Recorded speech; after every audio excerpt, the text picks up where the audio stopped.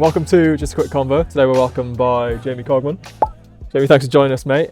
A little intro to our relationship and how we met. We first met when we were 16. I entered my scholarship at Cardiff Academy, and you came over from Brisbane Raw in Australia, where you grew up and lived with your family. Since leaving Cardiff, you've gone on to play for Merthyr for a few years, making lots of appearances, and more recently gaining promotion to National League North. Could you just talk a little bit about your footballing pathway so far and what each part of it has sort of served you as a person? Yeah. So as you mentioned there, at 16 sort of moved across to Cardiff, but previous to that, just sort of played grassroots football till sort of 10, 11. And obviously you're just playing for your mates. I'm sure you're the same. Most people are. You're just getting out, kicking a ball. For me, I was diving around, not so much in the mud because goalkeeper as well.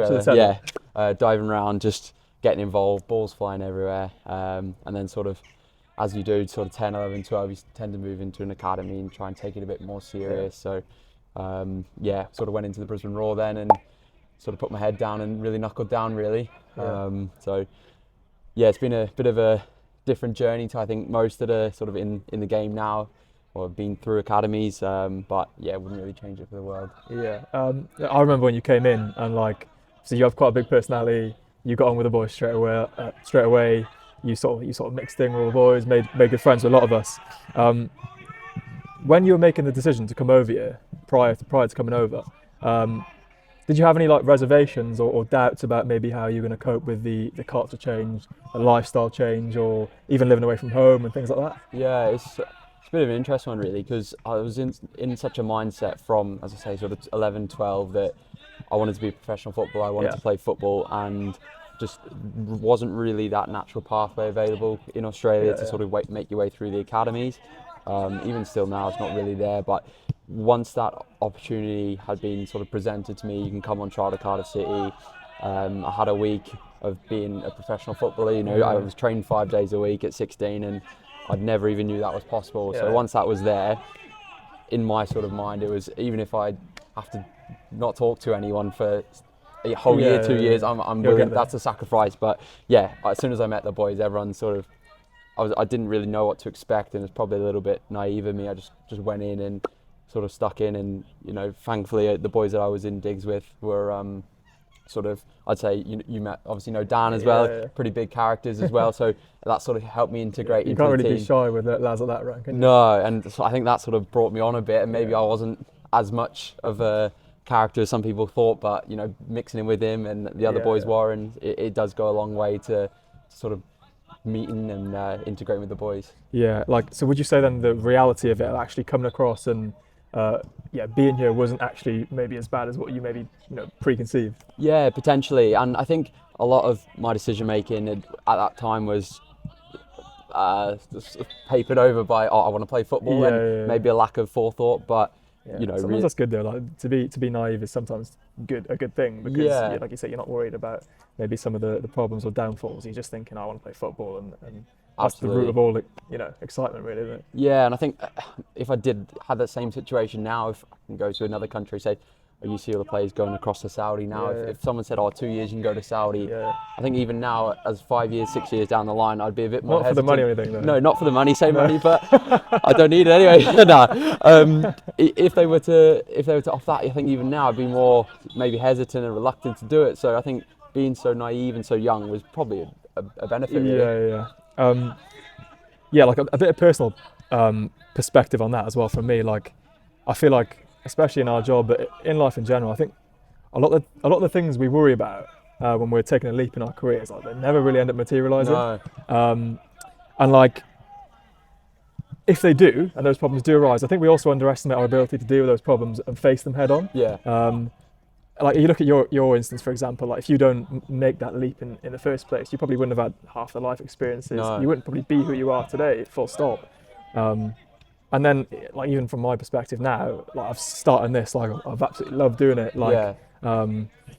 It's given me such a purpose, especially with the injury at the minute, a different thing to do in my life, and something I've enjoyed, and trying to make a difference in a way that's not sport and football. But I put this off for so long, and I guess the lesson is that yeah, if you're enthusiastic and excited about something like you were at the time, think less about the problems and think more about the positives that can arise. Yeah, and I think in the future. To go back to your main question about like how do you integrate into the group, I think that put me in good stead for.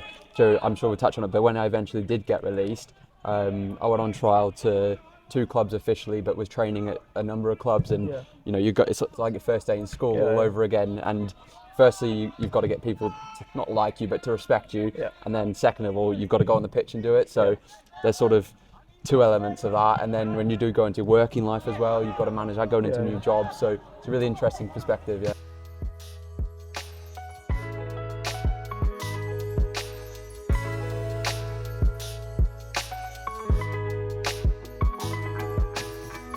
We played in pre-season. Obviously, you all boys were up in the canteen after the game. I remember, like, obviously looking at you because I know you well, but remember seeing how you were interacting with the players and the staff. Like, it seemed like you were at home at Merthyr. What has this sort of club meant to you in the last few years of your career in terms of giving you that home away from home and stability? Yeah, I think a lot of that in the canteen was because we're not used to having food and getting looked after. But honestly, the boys were in there absolute oils. The chef's good, to be fair. Very good. Shout out to the chef, it's good. Yeah, there were some calories put away. Not as many as goals conceded though, but no. It's up there the office. Yeah.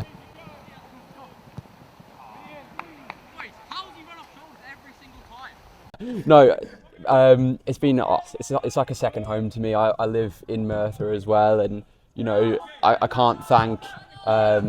We both had Steve Morrison that sort of put me in touch with the club at the time, and offered me a lifeline. Really, not many semi-professional we stepped through at the time, but many of those clubs are offering an 18-year-old goalkeeper to come in and play first-team football, sort of straight away. So it's harder than people realise. Sorry to interrupt. It's harder than people realise once you get released, or even in my case, looking for loans and things like that. Like, it's not all like, oh yeah, we'll take him, because there's much more to it than that, isn't there? Exactly, and especially sort of our positions quite central, like structure of the team positions.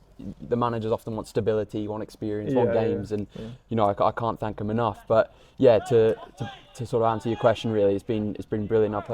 I've sort of 5-6 years here now. Played a lot of games, and thankfully played with a lot of nice boys, and I think that's the reason we all do it at the end of the day, really. It's half the fun, isn't it, coming with the boys? I think, like, something I've realised as well when I'm going on loan and moving away from home and stuff, I think we all like to think we're a bit like, I'll be fine, I'm robust, like, I've done it before now, or but again, I think we underestimate how much, like, support we do actually need, you know what I mean? So you need people, elder players, to look after you when you come in and show you the ropes and make you feel welcome and stuff.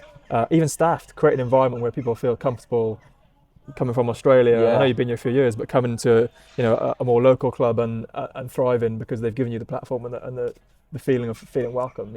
Yeah, absolutely. And to touch on point, your players, like, they've built such a culture here that it is really good, and like that's why you do it. And you've been on several loans. It only takes a few to sort of put a dressing room off, and each club's got their own sort of feel. But no, I absolutely love it.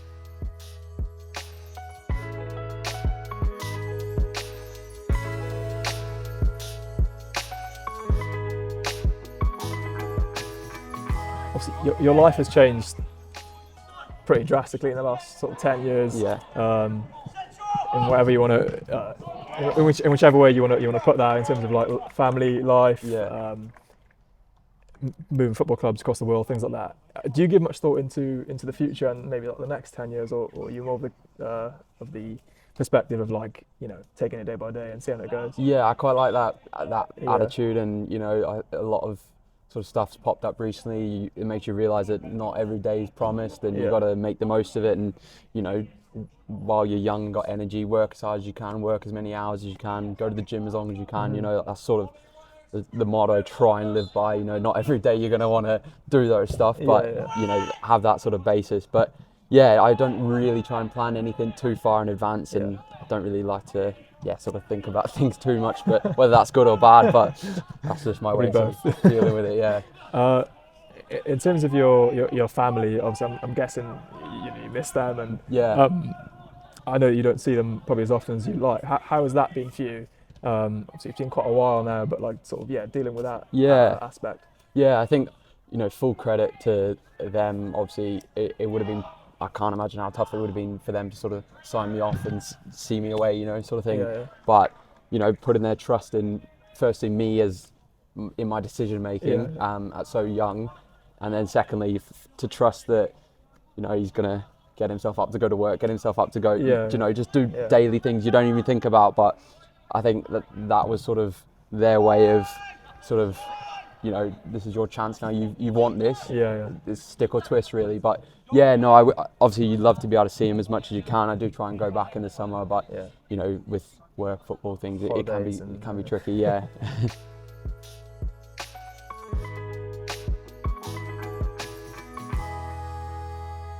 So you left Cardiff when you were about 18 after your scholar. How did you find that transition? Obviously getting released and then the process of finding a new club and dealing with that mentally as well. Yeah, I think mentally, like I've spoke about it previously, I think it wasn't fine. Like I wasn't happy with it, obviously, but you know, I still had that hunger, that mindset of, all right, it's happened now. You've got to do something about it, and there's no point sort of sulking about it. Like the decision's made, you've got to sort of get back in the gym. You've got to go to clubs, but yeah, I was just sort of trying to find places that were looking for goalkeepers, and I've said in the past, I think at the time, and I think we touched on about when you went on loan and things like that, you maybe overestimate yourself as like an asset to a club, you know, I was probably thinking, oh, I'll go in, I'll be third choice in the first team. You know your ability, like I think I'm like technically probably quite relatively good at that point in time, but you know, I was like, especially now I sit back and I like played a lot of games at